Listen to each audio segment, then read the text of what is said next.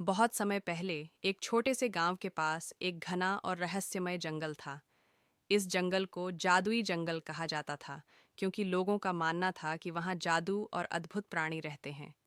गांव के लोग इस जंगल के पास जाने से डरते थे। गांव में एक छोटी लड़की रहती थी जिसका नाम परी था। वह बहुत साहसी और जिज्ञासु थी। उसे जादुई जंगल की कहानियां सुनना बहुत पसंद था। एक दिन उसने तय किया कि वह खुद उस जंगल का रहस्य जानने जाएगी। परी सुबह जल्दी उठी और जंगल की ओर चल दी। जैसे ही उसने जंगल में कदम रखा, उसे एक अजीब सी चमक दिखाई दी। वह उस चमक की ओर बढ़ी और देखा कि एक छोटा सा परीखिला फूलों का झूला वहां लटका हुआ था। अचानक उसमें से एक छोटी सी परी निकली। उस परी का नाम था चमचम। चमचम ने कहा, परी, तुम्हारा स्वागत है। मैं तुम्हारा इंतजार कर रही थी।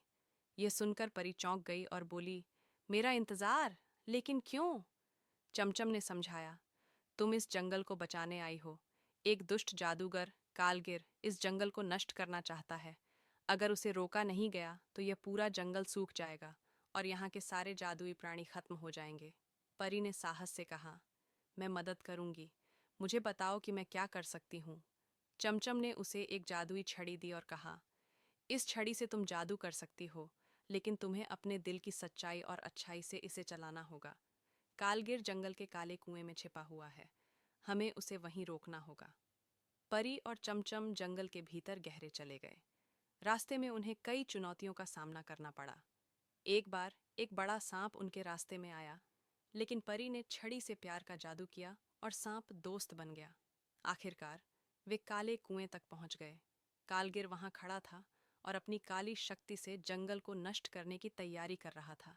परी ने साहस जुटाकर कहा, कालगिर, मैं तुम्हें रोकूंगी। कालगिर ने अपनी काली शक्ति से हमला किया, लेकिन परी ने अपनी छड़ी से प्यार और रोशनी का जादू किया। रोशनी इतनी तेज थी कि कालगिर की काली शक्ति खत्म हो गई और वह गायब हो गया। जंगल फिर से हरा भरा और सुंदर हो गया।